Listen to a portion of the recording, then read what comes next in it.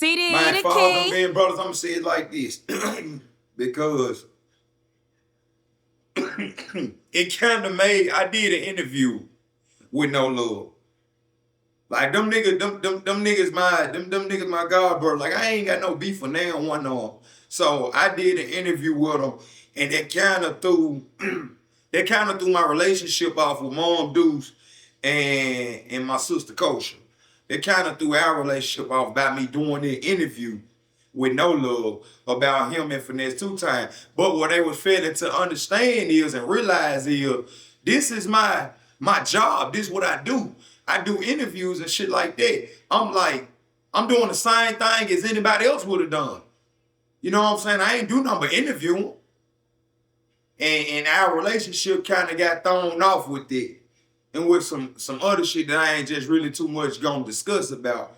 But our relationship kind of got thrown off with it. But my input on them two, I feel like, man, to be honest, they should really stop whatever they got going on and evaluate themselves and get together and find out like, hey, how can we get our relationship back to that brother shit? Because back then,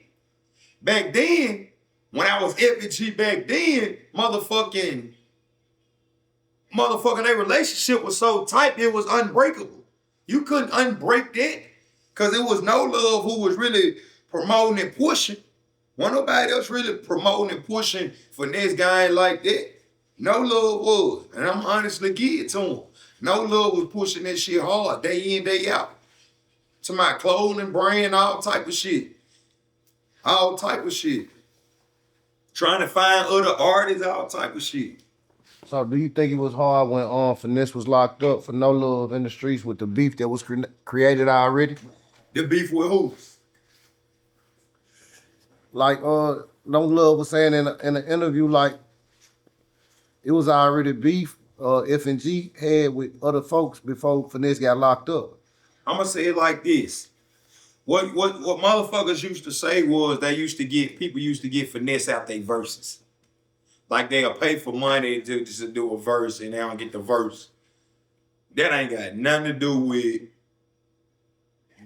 what really went on with the background history of Finesse gang when No Love was really pushing that shit out there constantly, day in, day out, day in, day out. He was sticking and riding with his brother. Now, the shit that went on in Miami with him and his brother and whoever else was in the situation, that was some straight bullshit. All of it was some straight bullshit because it could have been handled a totally different way. You're right. It didn't have to go to the net.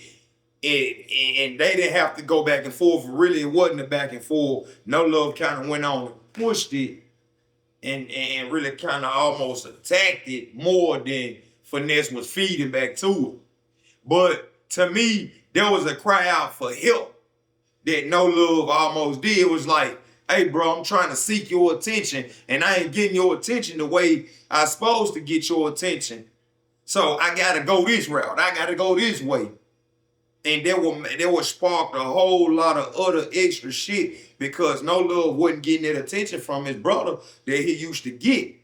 And I guess No Love felt like you letting this little fame and little money and shit go to your head, not even knowing it. I was the one who, while you in the can, I was the nigga who out here pushing Finesse gang still. You wasn't able to do it. And that was true.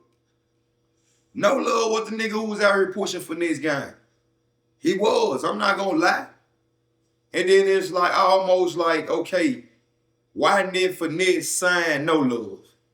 That right there is a lot of questions. There's a lot of time people ask me, well, why didn't Finesse sign No Love? I can't tell you why. Maybe Finesse looking for a different perspective out of No Love into being a F&G artist. He was an F&G member, but it's different being an F&G artist.